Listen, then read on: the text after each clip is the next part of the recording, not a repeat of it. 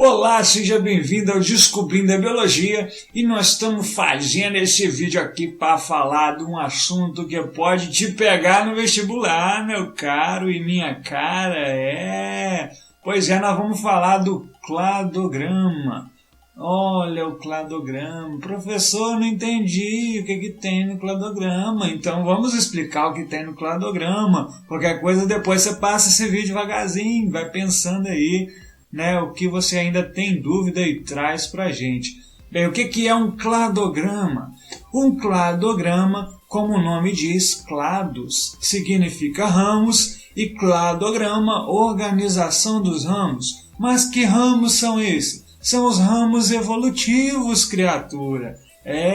Os ramos evolutivos, o que dá aí, o cladograma dá uma ideia, uma teoria sobre como teria acontecido a evolução de uma dada espécie. Bem, mas você precisa entender que existem características ali implícitas e aí escondidas num cladograma, principalmente no vestibular, que vai te perguntar sobre coisas do tipo ancestral comum, apomorfias, sinapomorfias, plesiomorfias, né? Parece senha de Wi-Fi, né? Mas não é. Então nós precisamos saber o que é isso. E aí eu vou colocar aqui na tela um cladogramazinho e vou te explicando, tentando fazer uma animação aí nesse cladograma para você entender um pouquinho sobre essas características. Qualquer coisa você volta o vídeo um pouquinho devagar, porque na prova o titio vai te pegar, né? Falando nisso, quero mandar um abraço para a galera do terceiro ano do ensino médio que está estudando essa coisa maravilhosa agora. E também, principalmente, muito especial, um abraço para a galera aí do IFES Campos de Alegre, o terceirão, os veteranos, né? Os caras metidos a mal. Mal sou eu, vocês vão ver a prova. Não se assustem, mas vamos então entender como é um cladograma. Nesse cladograma que você está vendo na tela, você pode identificar algumas estruturas, como por exemplo, raiz, que é o ancestral, digamos assim, mais antigo, né, da galera, onde se encontram dois ramos, nós chamamos de nó, e como eu já disse aí, os ramos, né, que são essas linhas que vão indicar então um ramo, quer dizer, né, um passar do tempo aí, que vai dar origem lá no terminal a espécies diferentes, espécie A, espécie B, espécie C e por aí vai. Então essas são basicamente as estruturas do cladograma que você precisa conhecer e você entender o básico. É necessário também você entender que o cladograma funciona como uma linha do tempo, sendo que a parte mais inferior significa mais antigo, seguindo então para um tempo mais recente, né, em direção aí da raiz aos terminais, o tempo vai ficando mais recente. Mas se fosse só isso era muito fácil, muito simples, mas não contavam com a nossa astúcia, como dizia os cladísticos, não sei falar cladístico não, mas é isso aí. Bem, nesse outro cladograma que você está vendo, a gente pode observar aí nomes diferentes. Por exemplo, a espécie A e a espécie B tem aí uma característica no ramo que vai para a espécie B escrito assim, asas. Bem, então o que diferenciou uma espécie de outra foram as asas.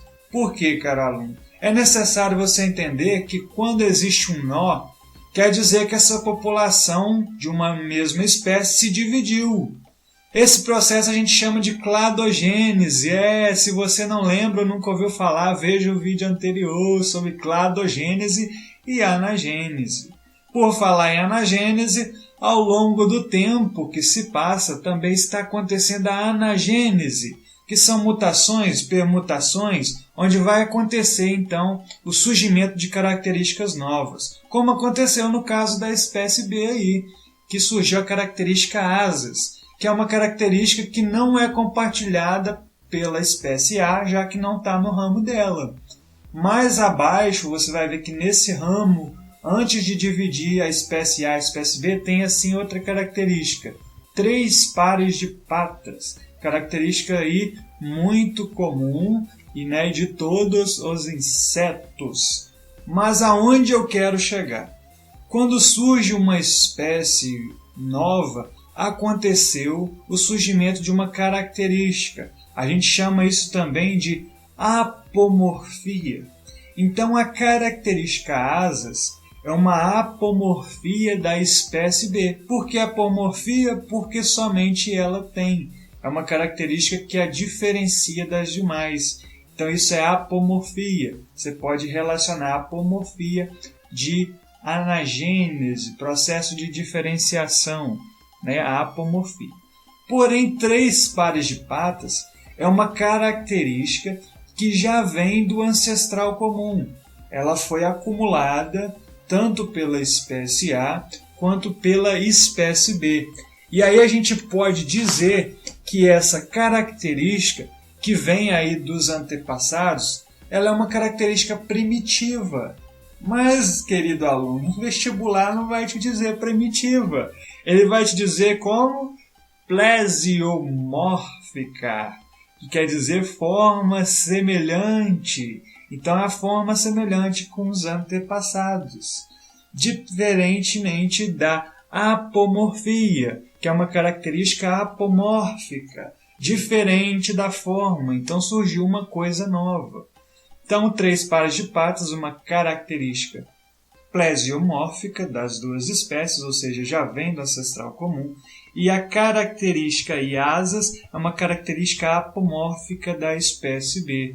Então, você já aprendeu apomorfia e plesiomorfia. Mas não é só isto. Existem também apomorfias compartilhadas por vários grupos. Imagine agora nesse outro cladograma, então, você está vendo aí que aí em cima existe uma divisão aí, uma cladogênese, né, um nó, que dividiu vários grupos, porém aqui embaixo, antes de haver aí essa divisão, possui uma característica em comum, que está escrito então células eucarióticas. Essa característica células eucarióticas, embora depois dela houve essa cladogênese, depois mais cladogênese, foi dividindo em vários grupos. Esses grupos aí, olha, o grupo ABCD, olha bem o círculo, eu estou chamando de grupo agora, não mais de espécies, porque é um grupo com várias espécies. Bem, então são 2 grupos. Essa característica então de células eucarióticas é uma sinapomorfia do grupo ABC com o grupo D, E e F. Bem, a sinapomorfia, então, aí por conceito, são apomorfias, ou seja, diferenciações compartilhadas por vários grupos. E sendo sinapomorfia significa união. Então você aprendeu aí sobre a sinapomorfia. E eu já estou falando aqui, talvez você já tenha pescado, em cada nó desse significa um ancestral comum. Quer dizer aí então que nesse grupo aí onde tem o nó, esse carinha que está aí no nó, teoricamente, seria o ancestral comum. Então desses 2 grupos eles possuem um ancestral comum. Se eles possuem um ancestral comum, então eles são também grupos irmãos. Então é isso, galera. Eu espero que esse vídeo possa ter te ajudado um pouquinho aí. Eu sei que ele é bastante informação, fica chato, é uma coisa chata de estudar, mas volta um pouquinho devagarzinho. Vai tentando analisar cada coisa que eu disse, folheia seu livro, porque afinal daqui uns dias chega aí aquele exame. E o pior, acredite, não é a prova, é o vestibular. Nós, professores, não somos ruins, não queremos descontar em você aquilo que nós passamos, muito pelo contrário. É porque nós passamos por uma coisa chamada vestibular, e o vestibular não perdoa, né? E você precisa saber isso para o vestibular. Mas fica aqui o meu abraço para você, cara aluno, que eu quero que seja um dos melhores alunos e uma das mentes mais inteligentes do mundo, porque nós precisamos de gente inteligente nesse mundo. Então fica aqui o meu abraço para você e eu vou tomar uma água porque eu falei demais e minha garganta está seca. Abraço!